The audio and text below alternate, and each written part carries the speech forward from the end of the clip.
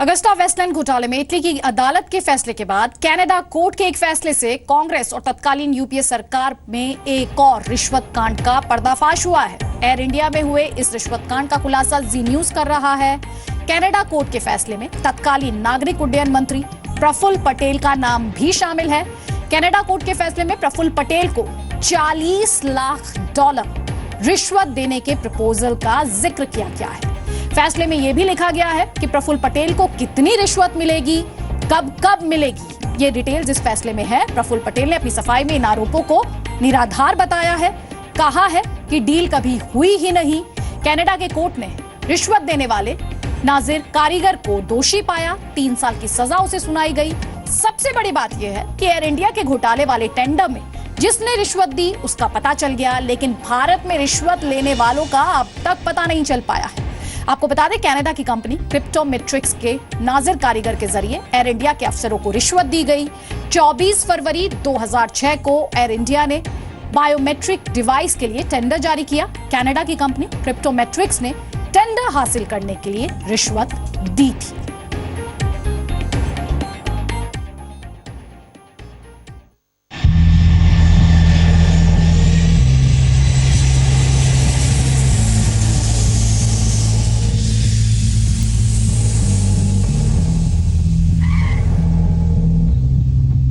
इस पूरे मामले में सबसे अहम दस्तावेज कनाडा की ओंटारियो की सुपीरियर कोर्ट ऑफ जस्टिस का फैसला है। अप्रैल 2014 के इस फैसले में एक एनआरआई नाजिर कारीगर को एयर इंडिया के अधिकारियों को रिश्वत देने का दोषी पाया गया है। नाजिर कारीगर को इस मामले में 3 साल की सजा हुई है और वो इस वक्त कनाडा की जेल में सजा काट रहा है। इस फैसले में तत्कालीन civil aviation minister Praful Patel का नाम भी लिखा हुआ है। इतना ही नहीं, सिविल एविएशन मिनिस्टर को कितनी रिश्वत मिलेगी और कब कब मिलेगी, ये भी उस फैसले में लिखा गया है। फैसले के मुताबिक कनाडा की क्रिप्टोमेट्रिक्स कंपनी ने नाजिर कारीगर के जरिए ये रिश्वत इसलिए दी थी ताकि उसे एयर इंडिया को फेशियल रिकॉग्निशन टेक्नोलॉजी देने का कॉन्ट्रैक्ट मिल सके। कोर्ट के फैसले के मुताबिक नाजिर कारीगर कनाडा की कंपनी क्रिप्टोमेट्रिक्स के वाइस प्रेसिडेंट रॉबर्ट बेल के साथ डील कर रहे थे और रॉबर्ट बेल के ईमेल्स कनाडा की कोर्ट के सामने सबूत के तौर पर पेश किए गए हैं। इसके बाद नाजिर कारीगर के अनुरोध पर क्रिप्टोमेट्रिक्स ने भारत में क्रिप्टोमेट्रिक्स इंडिया के नाम से एक अलग कंपनी बनाई और नाजिर कारीगर को उसका एग्जीक्यूटिव डायरेक्टर बना दिया। इस कंपनी को बनाने का मकसद था एयर इंडिया के अधिकारियों को रिश्वत देना और यह रिश्वत शेयर्स के रूप में दी जानी थी। इसके बाद 16 अप्रैल 2006 को मुंबई में एक मीटिंग हुई जिसमें रॉबर्ट बेल और नाजिर कारीगर ने यह तय किया कि एयर इंडिया के कौन कौन से अधिकारियों को कितने शेयर दिए जाने हैं। कनाडा की अदालत के इस फैसले में सबसे बड़ा नाम पूर्व civil aviation minister Praful Patel का है। इस फैसले के पेज नंबर 8 में लिखा है कि 20 अप्रैल 2007 को नाजिर कारीगर ने एक ईमेल भेजा था जिसमें उसने लिखा था कि उसकी पीपी से मुलाकात हुई है। इस फैसले में स्पष्ट रूप से लिखा गया है कि पीपी का मतलब minister of civil aviation Praful Patel है। नाजिर कारीगर ने अपने इस ईमेल में यह भी लिखा था कि इस डील को लेकर उसका प्रफुल्ल पटेल के साथ डिस्कशन हुआ है और इस प्रोजेक्ट को तुरंत ही क्लियर कर दिया जाएगा। कोर्ट के फैसले के अनुसार यही बात नाजिर कारीगर ने 15 मई 2007 को मुंबई में कॉन्सुलेट जनरल ऑफ कनाडा के सामने कही। कारीगर ने यह भी कहा कि क्रिप्टोमेट्रिक्स ने एक एजेंट के जरिए प्रफुल्ल पटेल को रिश्वत दे दी है ताकि उसे एयर इंडिया का कॉन्ट्रैक्ट मिल सके। इसका मतलब यह है कि क्रिप्टोमेट्रिक्स ने नाजिर कारीगर पर इस बात का दबाव बनाया हुआ था कि वो या तो डील को जल्द से जल्द साइन करवाए वरना पैसे वापस कर दे। ये ऐसा समय था जब क्रिप्टोमेट्रिक्स ने पैसा दांव पर लगा दिया था और उसके हाथ में कुछ नहीं आया था। ऐसे में क्रिप्टोमेट्रिक्स ने नाजिर कारीगर को छोड़कर किसी दूसरे मिडिलमैन की तलाश शुरू कर दी थी। क्रिप्टोमेट्रिक्स ने इमर्जिंग मीडिया ग्रुप यानी ईएमजी के सीईओ शैलेश गोविंदिया से संपर्क किया और उनके जरिए इस डील को फिक्स करने की कोशिश की। शैलेश गोविंदिया ने इसके लिए बाकायदा प्लान बनाया और वो प्लान अपने आप में प्रफुल्ल पटेल पर बहुत बड़े सवाल खड़े कर रहा है। प्लान के मुताबिक शुरुआत में गोविंदिया को $6.5 लाख अमेरिकी डॉलर्स दिए गए, जिनमें से $5 लाख प्रफुल्ल पटेल को दिए जाने थे। डील साइन होने पर प्रफुल्ल पटेल को $15 लाख अमेरिकी डॉलर्स और दिए जाने थे और गोविंदिया को $2.5 लाख मिलते। इतना ही नहीं, ये डील पूरी हो जाने की सक्सेस फीस भी तय की गई थी। इस फीस में प्रफुल्ल पटेल को $20 लाख अमेरिकी डॉलर्स मिलते, यानी कुल मिलाकर प्रफुल्ल पटेल को $40 लाख अमेरिकी डॉलर्स दिए जाने का प्लान था।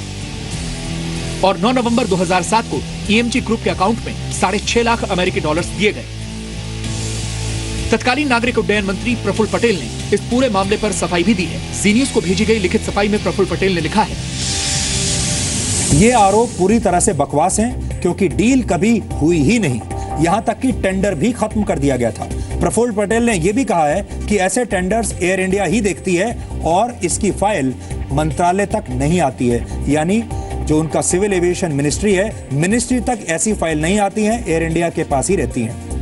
प्रफुल्ल पटेल के मुताबिक जब कुछ वर्ष पहले नाजिर कारीगर गिरफ्तार हुए थे और ये खबर आई थी, तो उन्होंने प्रधानमंत्री को खुद इस मामले में सीबीआई जैसी किसी जांच एजेंसी से जांच करवाने की मांग की थी। प्रफुल्ल पटेल के मुताबिक प्रधानमंत्री ने वापस उन्हें पत्र लिखा और कहा कि वो इस मामले में प्रफुल्ल पटेल की भूमिका को लेकर पूरी तरह संतुष्ट हैं और ऐसे टेंडर्स का उनके मंत्रालय से कोई लेना देना नहीं है। वो ये बात मान गए। प्रफुल्ल पटेल के मुताबिक नाजिर कारीगर ने उनके और कुछ दूसरे लोगों के नाम का गलत इस्तेमाल किया ताकि वो अपनी कंपनी से धोखाधड़ी कर सके।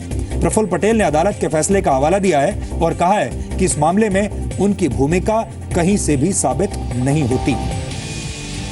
अब आपको बताते हैं कि ये पूरा मामला है क्या।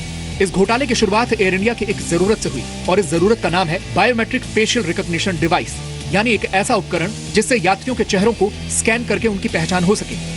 इसके लिए 24 फरवरी 2006 को एयर इंडिया ने एक रिक्वेस्ट फॉर प्रपोजल जारी किया और इस टेंडर के लिए कनाडा की एक कंपनी क्रिप्टोमेट्रिक्स सहित 20 कंपनियों ने आवेदन किया। यहां तक तो सब ठीक था, लेकिन बाद में पता चला कि इस टेंडर को हासिल करने के लिए क्रिप्टोमेट्रिक्स ने नाजिर कारीगर नाम के एक व्यक्ति के जरिए एयर इंडिया के अधिकारियों को रिश्वत दी थी। नाजिर कारीगर एक एनआरआई है और कनाडा का एक बिजनेसमैन है।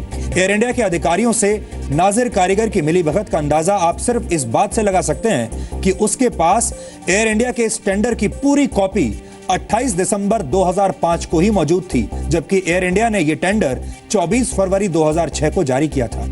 यानी एयर इंडिया के टेंडर जारी करने से पहले ही नाजिर कारीगर के पास पूरी जानकारी मौजूद थी।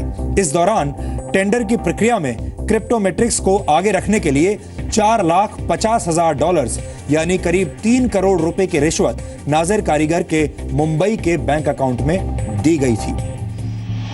इस मामले में रिश्वत के लेन देन के लिए बाकायदा कॉन्ट्रैक्ट किया गया था, जिसमें यह तय किया गया था कि $40 लाख यानी 26 करोड़ 64 लाख रुपए की रिश्वत तत्कालीन civil aviation minister Praful Patel को दी जाएगी। इस कॉन्ट्रैक्ट में लिखा था कि जैसे जैसे डील आगे बढ़ेगी उसी हिसाब से रिश्वत के पैसे भी पहुंचाए जाते रहेंगे। हालांकि यह कॉन्ट्रैक्ट अपने अंजाम तक नहीं पहुंच पाया और अपने पीछे कई अनसुलझे सवाल छोड़ गया। प्रफुल्ल पटेल ने इस मामले में अपनी किसी भी तरह की भूमिका से इनकार किया है, लेकिन क्या उन्होंने इस मामले की जांच करवाई? यह मामला उनके कार्यकाल में सामने आया था, लेकिन उन्होंने इसे लेकर अपने स्तर पर कोई जांच क्यों नहीं करवाई? प्रफुल्ल पटेल ने प्रधानमंत्री को लिखे खत में यह दलील दी कि यह डील इंसेप्शन लेवल पर यानी बिल्कुल शुरुआती स्तर पर ही खत्म कर दी गई थी, लेकिन दस्तावेज बताते हैं कि टेंडर की प्रक्रिया में कंपनी का चुनाव कर लिया गया था। सवाल यह है कि क्या प्रफुल्ल पटेल ने तत्कालीन प्रधानमंत्री मनमोहन सिंह के सामने सही तथ्य रखे थे? इस मामले में 2 मिडिलमैन का जिक्र है और दोनों ही प्रफुल्ल पटेल का नाम लेकर रिश्वत मांग रहे थे। क्या यह सिर्फ इत्तेफाक हो सकता है? प्रफुल्ल पटेल के अलावा एयर इंडिया के कई अधिकारियों का नाम भी इस मामले में सामने आया। कई अधिकारियों ने टेंडर की प्रक्रिया शुरू होने से पहले ही कनाडा की क्रिप्टोमेट्रिक्स कंपनी का दौरा कर लिया। ऐसे अधिकारियों के खिलाफ जांच क्यों नहीं की गई? क्या उन्हें जानबूझकर बचने का रास्ता दिया गया था? अमित प्रकाश के साथ पवन नारा, जी मीडिया, दिल्ली। बीजेपी सांसद किरीट सोमैया ने कहा कि कनाडा की अदालत के मुताबिक 2 बार घोटाला हुआ और कनाडा सरकार ने तत्कालीन यूपीए सरकार को इसकी जानकारी दी थी, लेकिन यूपीए सरकार ने कोई कार्रवाई नहीं की। ये जो कैनेडियन कोर्ट का जो ऑर्डर है वो बहुत स्पष्ट है। रिश्वत 2 बार दी गई है, दूसरी बार में पकड़ा गया और कनाडा कोर्ट ने रिश्वत देने वाले को 3 साल की सजा की, लेकिन रिश्वत लेने में जो इन्वॉल्व थे उसको इंडियन गवर्नमेंट ने मामला रफा दफा कर दिया। उस समय के सिविल एविएशन मिनिस्टर और अधिकारी ने, उनकी जिम्मेदारी थी, ये 2013-14 का जजमेंट है, तो उनकी जिम्मेदारी थी कि यहाँ से जो जो ऑफिसर इन्वॉल्व थे, ये ऑर्डर में लिखा है कि civil aviation minister, Air India के उच्च अधिकारी, इनके लिए पैसे लिए गए। और इसके लिए मैंने वर्तमान सरकार को कहा है कि इसकी डिटेल में जांच होनी चाहिए। हेलीकॉप्टर वाला जैसा ही घोटाले जैसी चीज है। तो अगस्ता वेस्टलैंड के बाद अब यूपीए सरकार की मुश्किलें बढ़ती हुई और एयर इंडिया घोटाले